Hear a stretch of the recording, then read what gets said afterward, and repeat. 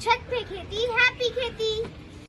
ये हम हैं, ये हमारी छत है, ये हमारी खेती हो रही है। जो रेड वाला पॉट है उसका साइज़ देखिए, बहुत ज़्यादा साइज़ डिफरेंस नहीं है पॉट में, लेकिन प्लांट के साइज़ में बहुत ज़्यादा डिफरेंस दिख रहा है।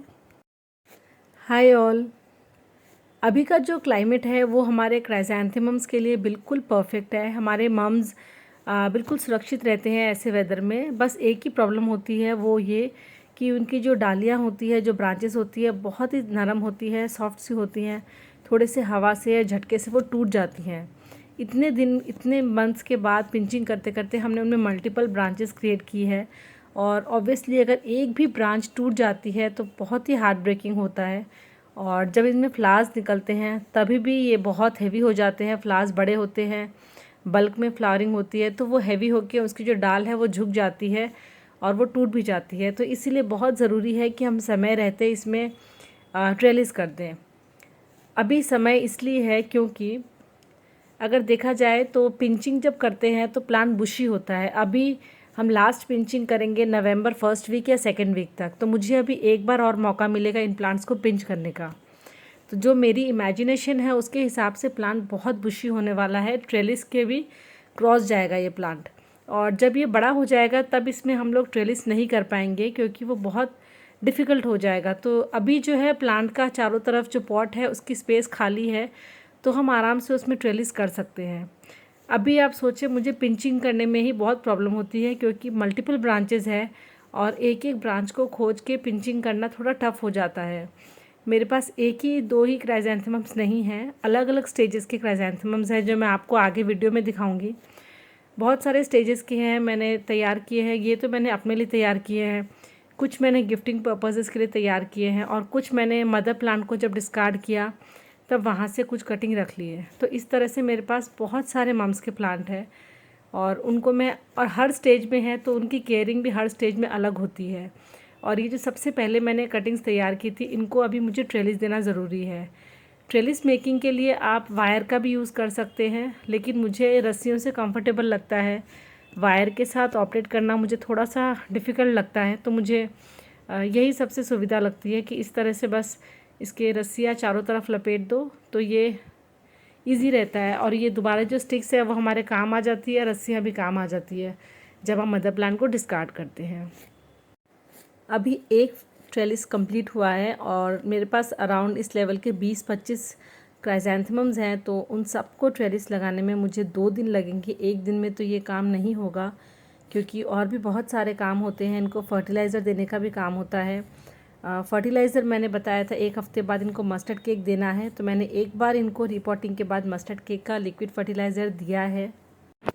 अभी ऑलमोस्ट सब प्लांट्स में मैंने सपोर्ट सिस्टम लगा दिया है, और ये ज़रूरी भी होता है जब प्लांट बुशी हो जाता है। आप लोग सोच रहे होंगे मैं बार बार बुशी बुशी बोल रही हूँ, बट आपको दिखने में ये बुशी नहीं लग रहा है। लेकिन अगर आप मेरे पॉइंट ऑफ व्यू से देखें, मेरा जो पर्सपेक्टिव है उससे समझें, तो ये प्लांट पहले 10 इंचेस के पॉट में थे, 8 इंचेस के पॉट में थे, और अभी ये 12 इंचेस में है। तो जब हमने इनको शिफ्ट किया है तो ऑब्वियसली पॉट का साइज़ प्लांट के साइज़ से बड़ा है, इसीलिए वो जो डिफरेंस होता है वो 15-20 दिन 1 महीना लगता है मेकअप होने में। तो जब छोटे में था तब ये पूरा प्लांट पॉट से बाहर था, अब हम इनको बड़े में डाला है, इसको नए तरह से फर्टिलाइज़र दे रहे हैं, इसको एक बार और पिंचिंग करेंगे तो ये प्लांट जो है ये ट्रेलिस के बिल्कुल बाहर निकल जाएगा। मैं आपको एक छोटा पॉट इसके बगल में रख के दिखाती हूँ, छोटा भी क्या 10 इंचेस का। पॉट साइज़ में बहुत ज़्यादा डिफरेंस आपको नहीं दिखेगा, लेकिन प्लांट में जो डिफरेंस है वो आप मेकआउट कर पाएंगे। अब अगर मैं आपको दिखाऊं तो शायद आप डिफरेंस मेकआउट कर पाएंगे। ये जो सामने छोटा सा प्लांट दिख रहा है इसका पॉट साइज़ है 10 इंचेस, और इसके बगल वाले जो पॉट्स है उसका साइज़ है 12 इंचेस। पॉट साइज़ में बहुत ज़्यादा डिफरेंस आपको नहीं दिखेगा, लेकिन जो प्लांट का स्ट्रक्चर है उसमें आप देखिए कितना वास्ट डिफरेंस है। तो ऑलमोस्ट डबल का ही फ़र्क आया है इन प्लांट्स में शिफ्टिंग के बाद। जो सबसे अच्छी बात इनमें हुई है वो अभी तक इनमें बड्स नहीं आई है। इसका मतलब ये है कि हमारा जो पिंचिंग का प्रोसीजर है वो बिल्कुल सही चल रहा है। अभी जैसे सेकेंड वीक ऑफ नवंबर में पिंचिंग स्टॉप कर दूंगी, उसके बाद कुछ ब्रांचेस ग्रो होंगी, बुशी होगा, उसके बाद बडिंग स्टार्ट होगी, तो जाकर दिसंबर एंड तक इनमें फ्लावरिंग होना स्टार्ट होगी। इसका मतलब ये जो टाइम टेबल है ना, ये बिल्कुल सही चलेगा हमारा। और अगर ये बिल्कुल सही चला तो आई एम होपिंग कि मेरे जो प्लांट्स हैं वो बहुत अच्छे दिखेंगे, बहुत ब्यूटीफुल, और बहुत सारे इनमें फूल आएंगे। पिछली बार से भी शायद डबल आएंगे इस बार फ्लावर्स, तो फिंगर्स क्रॉस्ड। खैर, इनकी बात तो बहुत हुई। अब हम जो इनसे छोटे हैं वो प्लांट मैं आपको दिखाती हूँ और उनके बारे में कुछ बताती हूँ।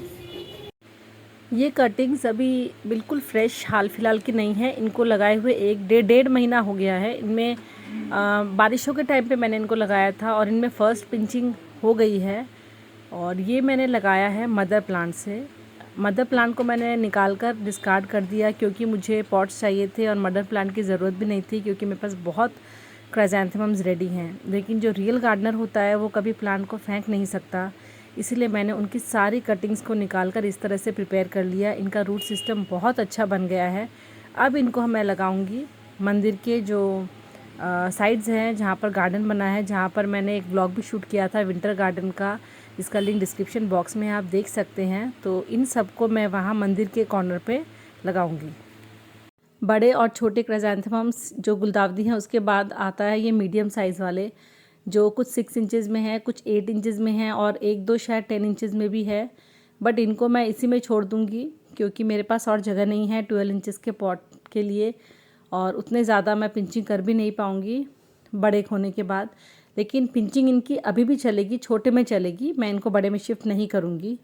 तो आप पूरी जर्नी में मेरे साथ रहिएगा, एंड में आप देखिएगा कितना ब्यूटीफुल इसका रिज़ल्ट होता है।